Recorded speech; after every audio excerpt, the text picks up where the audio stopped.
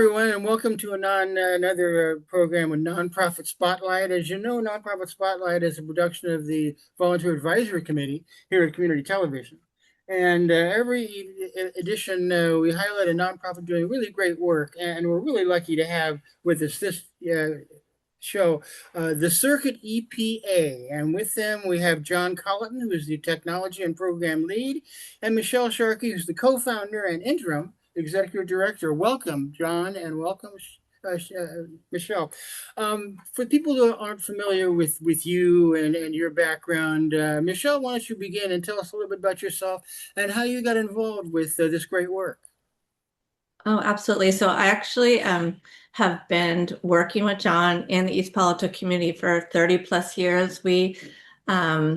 We work together at the 49ers Academy, which is another nonprofit in the community. And this work, the Circuit EPA, actually grew out of the 49ers Academy. We continued a partnership that we started with Steve Young and Jerry Rice Oh my gosh. called the 8 to 80 Zone, which is our Wow. innovation space and lab. And it started as a multimedia kind of shop program, and then now we've grown it into what it is today. So yeah, so we're longtime community folks. And I do want to say John is also a co-founder of the circuit, so I'll let him Oh, speak to wonderful. that. But yeah, we bring a lot of history to the table, and we want to continue this work.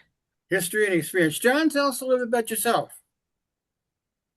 Yeah, well, as Michele said, we have been working together for many, many years in all different ways of working with students, teachers, families, and the community. Everything from performing arts to very tech, hands-on work, trying to see what got kids and students fired up and what had them engaged in learning. That's really what we've been looking for, try to get them interested and then launch them on their path to do what they're going to do in life. And yeah, been around for, a few decades plus.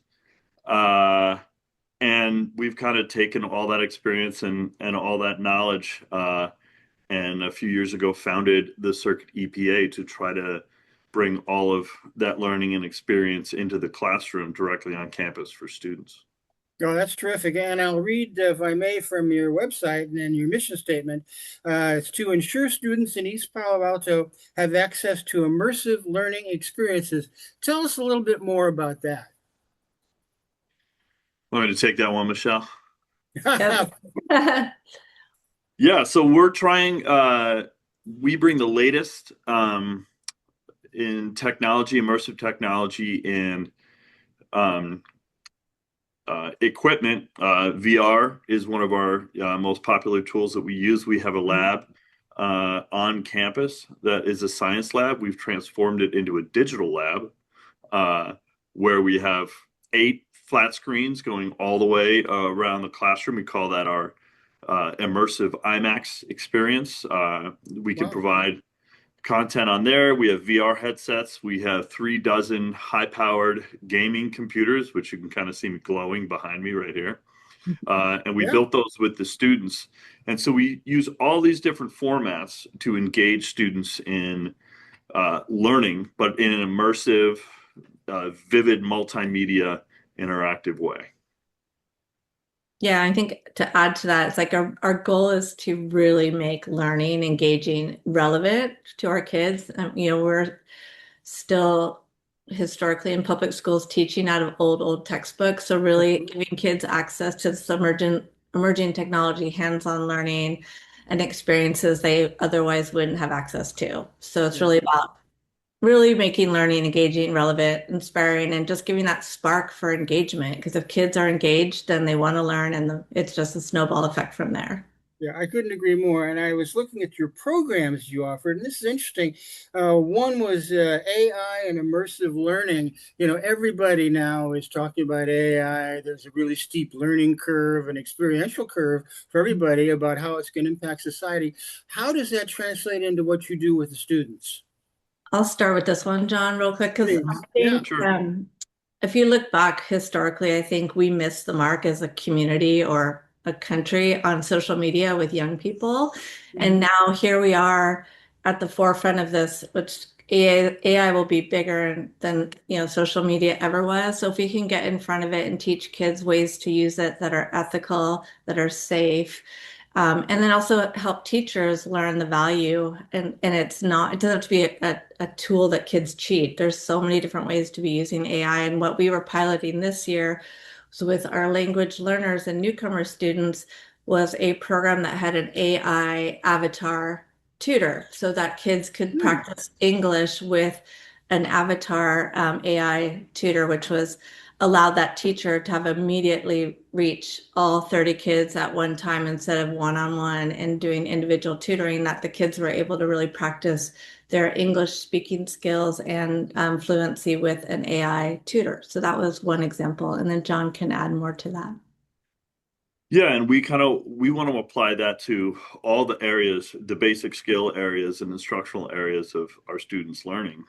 Trying to use AI in a very targeted way, where the AI is a trainer or a tutor that's working on a very specific literacy or math skill, and students can work at their own pace. And we're experimenting with AI agents, ones that can guide and give feedback, even as subtly as with pronunciation and speaking, or it could be math skills, go back and forth as if they had a one-on-one tutor, so that we can have a multiplier effect as far as students' instruction. And it may be during class, but it also may be later on in the school day, where students have a chance to come into the lab at their own pace and increase their own skills whenever they have free time to do it, so they're better equipped when they go back into the classroom with their teacher. That's terrific. And before I go on to some of the other programs I noticed, where is this learning taking place? Do you have a standalone facility? Are you working through the schools? I did notice there was some reference to that on the website, but I wasn't quite clear about where all this great learning is taking place.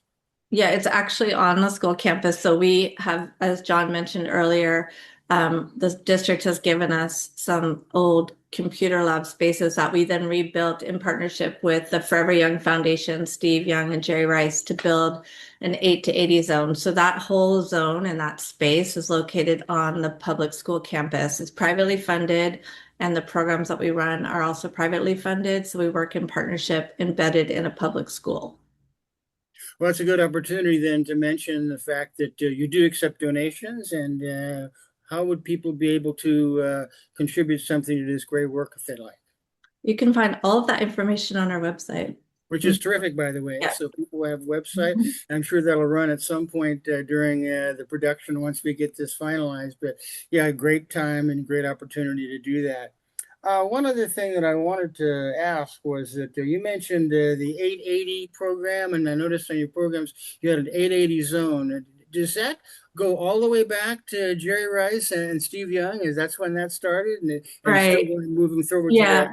So Jerry and Steve came together under Steve Young's foundation, which is the Forever Young Foundation. And one of their initiatives was building 8 to 80 zones, which were, 20 years ago, multimedia spaces. And now John can speak more to that. They're building in more VR and immersive learning. So what it means for us is that we are the East Palo Alto 8 to 80 zone. So Steve and Jerry are generous with providing funding for new equipment. They just sent us 36 brand new MetaQuest 3 headsets just on Friday. So Wonderful. they help keep the lab fresh and updated with the latest tech. Yeah, so it's a great partnership. And that one, we've been working with those guys for years.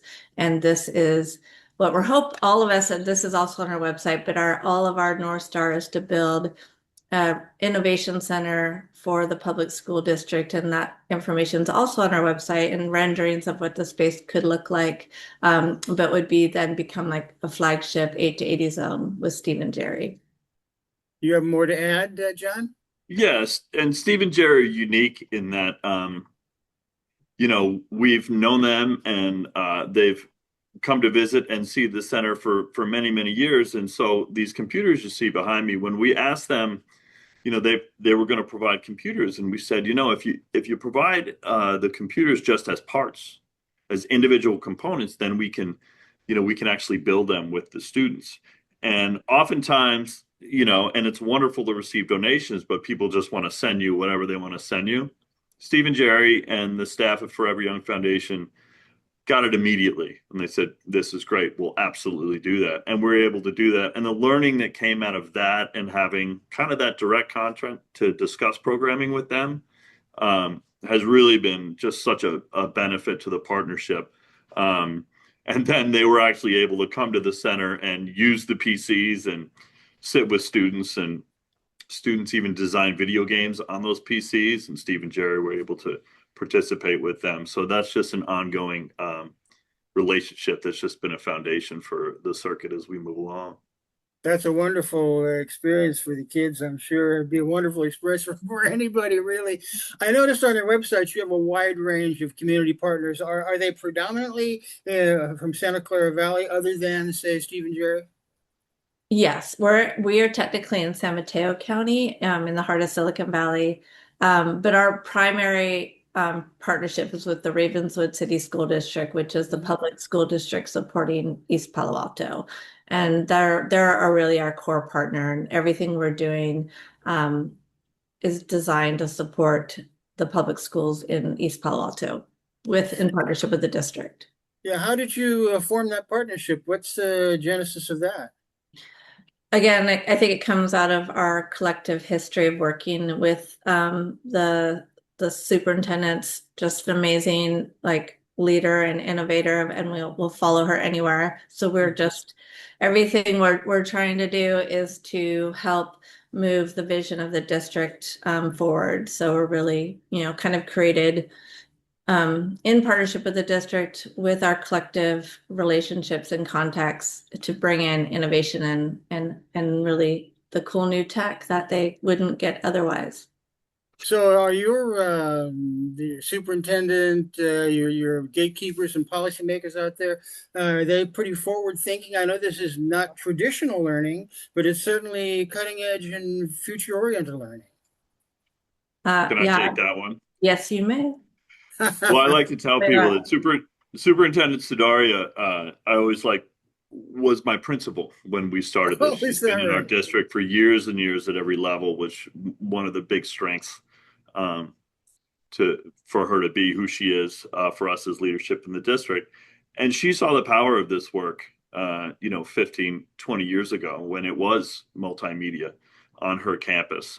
Students were interviewing her, were uh, actually putting together a program kind of just like this on the affiliate in South San Mateo County in Palo Alto for the media center. So she just understood, and she has just steadily supported us all the way through, as we all know how quickly all this new technology has emerged. Hmm. Um, and it was such a great opportunity to have her. I'd see her, walking through campus, and we'd chat about things in a moment. Then she'd come visit class.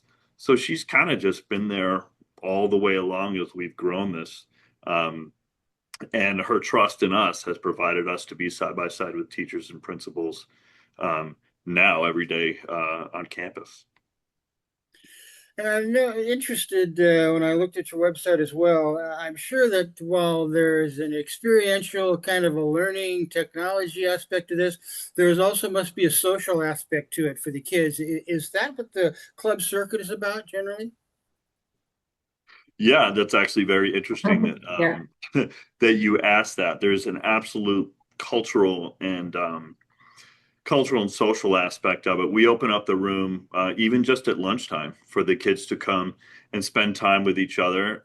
They are gaming, but they're actually gaming together. Um, we got them up off their phones and Hmm. actually participating together and talking. And there's a cacophony in there at the same time. And then in the club circuit hours is more of an after school kind of an open studio environment. But again, it goes back to those basic project-based learning where you're working in teams, you're solving problems, learning how to work with different kinds of people. Those fundamentals, never go away. And so we always try to in, encourage our students to always be working with each other and communicating, presenting to each other. Very, very important to the work. Is there coming out of this some practical application for the kids if they're learning something and they develop some kind of new application or new approach to something that it can have a wider kind of an audience? It can move out of the room into the general public, maybe. Uh, Absolutely. Over the past couple of years, we've taken students off campus we visited, go talk to the airport mechanics here at the local Palo Alto Municipal Airport, visiting tech firms around. But one of the immediate opportunities for that is actually if when students gain skills in our room, they're able to actually provide services on campus. Uh, right next door, we partner with our tech department here in Ravenswood, and students are repairing Chromebooks and computers. When they get broken, they'll go in at lunch, parallel to our program, uh, and they will repair computers, and then those computers go back in service to other students. And we have other students who've gone on to pick up skills. We had a student who, as a high schooler, was videoing the local city council meetings and board meetings as a videographer, similar to what you do. So we're always talking about career skills and applicable skills that they can go and build careers on later in life. Yeah, we had actually one student who graduated last year. He came back and was telling me how, oh yeah, it was so great. You know, I didn't have to go buy a new computer for my family. I just went and got all the parts and built one. We're like, okay. So they really, you know, we see obviously in also exposing them to other like AI and VR and other ways to learn too is like introducing them earlier and earlier to this emerging technology so that it's not so foreign to them when they get out of middle school into the high schools. So, Well, I think that's a great approach, and really, it's a holistic approach to it. And rather than having it be compartmentalized or it's immersive, but yet, where the application is, it's really holistic. There are things happening there that draw everybody in and have, real uses on a practical level day to day. yep. And I also think some of the tinkering stuff that happens in the computer build out, the language is no longer a barrier because we have these kids who are super capable. It might be a language situation, but they can absolutely build out a computer and do.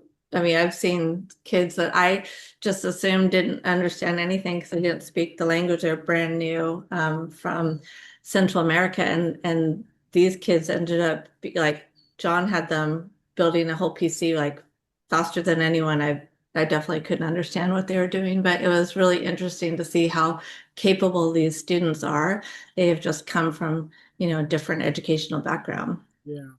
I think one of the gifts of advancing technology is that it does cross cultural barriers. Mhm. And seemingly, I think your students, are reflective of that. Yep, 100%. Yeah. And with tactile learning and visual learning, a lot of the immersive idea is the idea of manipulating things in 3D in real life. Mhm.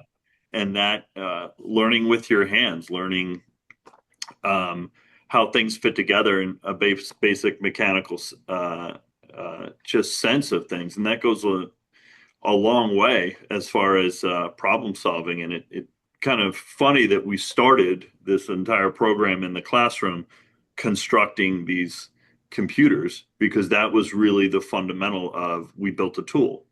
We use tools to build a tool, and then that tool has a function, and those machines that they built continue to serve kids. We have students who built these computers and now their siblings and their cousins are using the computers that they build and will continue to do so as they go forward. So it's very your results are right in front of you.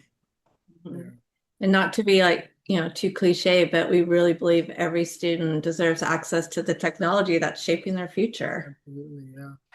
You find that when students are getting their introduction to AI, is it expanding and can they use it in other disciplines, in other classwork that they have, or are they able to actually practically use that in some way? AI specifically, Yes, yeah. yeah, we've been able to do some experimenting in AI to see how uh, it's best to use it. A lot of what we've done is more brainstorming around ideas, whether it might be a technical project, some kind of creative project. Honestly, it's a hard question. It's a hard question to do that. Our main focus has been for students to become skilled at what they're prompting and what they're asking and how they utilize AI as a tool, not looking for answers, but how to go back and forth. What we used to do in search is how to use search to be skilled, but in this way, how to gain information, to gain the right information. Now, the bigger challenge is vetting that information to make sure it's accurate, getting opposing views and things like that. But that's where the classroom education, kind of classical education and critical thinking come in. Yeah, and I mean, we're also at the thought our vision is that technology should enhance learning, not replace great teaching, right? So all of this tools that we're bringing in do that. Yeah, Yeah, I'm and just coming. Oh, go ahead, John, please. I was just going to say what Michele was saying was the enhancement is one of the things we like students to get up and speak and present to each other and field questions from whether in a group or in a larger classroom setting. Because as we all know, if we've ever done an oral exam, you got to think on your feet. You got to synthesize the information in real time, maybe think about it in a different way if a student asks you a different perspective. So we try to have kind of that rotation of learning always going. So the students have to own it, have to learn how to think and organize information, and then communicate it in speaking is what you asked before about the social aspect. Right. That was just kind of reflecting from my own, AI base of knowledge and information. Is that you hear occasionally that the students will use AI to help them draft reports or how to do this, certain things. But what you're doing, has so much more depth and so much more application that it's not really fair to kind of confine it to that. I was just curious about that question. Yeah, I think the planning and the design with a program or a class or a lesson plan is critical. The more focus you have, and in education they call it scaffolding, you have around an assignment or request that you're asking of a student, the more they're going to get out of it. And any teacher will tell you that just regurgitating information and facts is not education. It's actually really wrestling with the information and what the meaning is or the human experience behind it. Yeah. And one other program I saw that you had on your website was called Future Ready. Now, tell us about that. Well, it kind of speaks to what we just discussed about being future ready. It certainly feels like progress is happening exponentially as we move along. Things are happening so quickly. Ironically, 4 or 5 years ago when we founded the Circuit, AI wasn't really even a conversation. GPT had not been released. Yeah. So it's interesting, but Future Ready is teaching fundamentals that will apply and will never go away. And some of the ideas that we just spoke about is being future ready, understanding systems, whether that be the worldwide internet or just this one computer behind us. There are threads and there are themes within systems, and how to solve problems and technology in general. And so we try to teach that broader view so that our students are capable of investigation, and gaining their own understanding by investigating certain fields. Yeah, and I It think was kind of wordy, but No, it's but we fine. also do that by bringing in people to speak to them who are in emerging tech fields or taking them on a cool field trip to a Silicon Valley company like Electronic Arts or Google, or so they can actually see what it would feel like and be like to be part of that career path. That's interesting. Do you find that the students are interested in taking this into the future, into their university work perhaps, or into their professional work, and really pursuing these aspects of this new expanding technology? Well, we only work through up to 8th grade, so it's hard to paint that Ah, picture. We're only in middle it's a school little at this soon for that, I point. guess. But never But too soon for that. we are seeing that you definitely into high school, like having an interest in getting in and staying on. What we say is wherever you go for high schools that our kids do scatter to a lot of different ones when they leave us. But to find a program like this where you have a home where you feel connected and it speaks to you. And if you can ignite the kids' passion in learning and whatever it is, and that's really the spark that they need. And it could go into, like John mentioned earlier about the Palo Alto airport. That full thing came out because we had one student who really wanted to do flight simulation because he wants to be a pilot. So then John then cultivated a relationship with the Bay Area Urban Eagles, which is a aviation kind of nonprofit, and we partner with other people and try to connect kids to what they're passionate about as much as we can. Yeah, and the conversation about that is a lot of times students don't realize what work can be, how many different ways there are. Even going over to Palo Alto Airport, how many different careers are involved in aviation, and having planes that fly properly, safely, skilled, from the pilots to the engineers, to the air traffic controllers. And so one of the biggest insights we feel like students make is that, oh, that's a job. Yeah. I could do that for a career, Yeah. like working right now with my hands. Is absolutely you can. And by the way, here's the path for that. You go through high school and then you go to university, or you may go right to a training or an apprentice program. Answering those questions that students have and explaining that it's a real path is majorly impactful for students, because all of a sudden they see the way forward and they're like, Yeah. okay, I'm going that way. Yeah, I think the realization the students come to now more often is that the future is now. I want to plan for my future. I want to move forward. I want to take some of what I'm doing and maybe apply that. We've got 1 minute left. This has been a fantastic discussion. Again, people can donate on your website. Wonderful website. I really recommend that people take a look at it and kind of absorb all the great work you're doing. We just got a minute. Any last words, John Colleton or Michele Sharkey, for us, for our viewers? Well, I just want to add what you guys are both saying, because I really believe that when our students are inspired, they begin to see the bigger possibilities for themselves. So that's like all we're trying to do here is really create that spark. And yeah, so that's where we are. And we John. so appreciate the invitation. We want to, of course, want to give Keith a shout out because he's the connector, and he has spent providing his skills to support the circuit. And we just so appreciate the time and being able to communicate through your program. We just appreciate it so much. Well, Michele Sharkey, John Colleton, the Circuit EPA, thank you so much for being with us today. And thanks for this great work. It is so important to get young people, moving into what's going to be a very bright future. And I think you're making it brighter for them. So thank you again. This has been Steve Plaich and another issue of Nonprofit Spotlight. We will see you next time. John and Michele, thanks again. Bye now. You're welcome. Thanks so much. Thank you.